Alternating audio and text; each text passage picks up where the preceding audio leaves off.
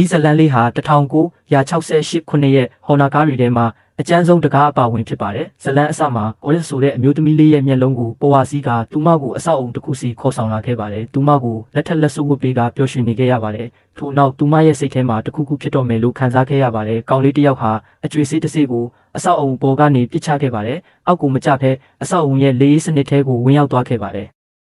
ထိုအကျွေးစီလေးဟာကပ်ပိုက်လိုင်းတစ်ခုကိုတွားရောက်ထိမှန်ခဲ့ပါတယ်ထို့နောက်ကန်းငွေများဟာအဆောင်ကြီးအတွင်းသို့ပြန့်နှံ့သွားခဲ့ရပါတယ်သူမစိတ်ထဲဇဝေဇဝါဖြစ်နေတုန်းကခုန်နေကြတဲ့လူတွေရဲ့အောက်ခြေကမှန်တွေအကွဲလာပြီးတချို့အောက်သို့ပြုတ်ကျတည်ဆုံးကုန်ပါတယ်သူမရဲ့အမျိုးသားဟာအချိန်မီလှမ်းကင်နိုင်လိုက်ပေမဲ့ကံမကောင်းခဲ့ပါဘူးထို့နောက်လူတွေအလန့်တကြားပြေးနေချိန်မိမကြီးတယောက်ဟာမိဖို့ကိုဝင်တိုက်မိခဲ့ပြီးခန္ဓာကိုယ်တစ်ခုလုံးမီးလောင်ကျွမ်းကပြန့်နှံ့နေတဲ့ကန်းငွေတွေဟာမီးနဲ့ထိတွေ့ပြီးအဆောက်အုံတစ်ခုလုံးမီးလောင်ခဲ့ပါတယ်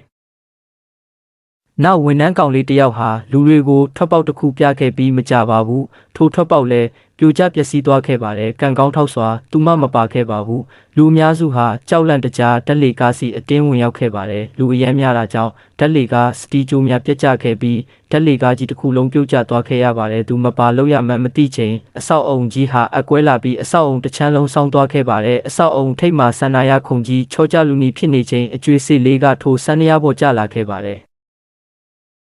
အကျွေးစစ်ရဲ့ဖိအားသေးကြောင့်ဆန္ဒရကြီးကထိုမိမကြီးပေါ်သို့ချော့ကျလာခဲ့ပြီးအောက်ဆုံးထပ်သို့ရောက်ရှိသွားသောကလေးပေါ်သို့ထိုဆန္ဒရကြီးပြုတ်ကျလာခဲ့ပါတယ်။သူမပါလို့ရမှန်းမသိချိန်ကလေးငယ်မြင်တွေ့သွားပြီးလက်ဆွဲခေါ်ကပြေးမဲ့ပြင်တုံးအဆောက်အုံကြီးပြုတ်ကျသွားခဲ့ပါတယ်။ကံကောင်းထောက်မှစွာသူမရဲ့စစ်ဆက်လက်စွပ်ဟာသူမတို့နှစ်ယောက်လုံးရဲ့အသက်ကိုကယ်တင်ခဲ့ပါတယ်။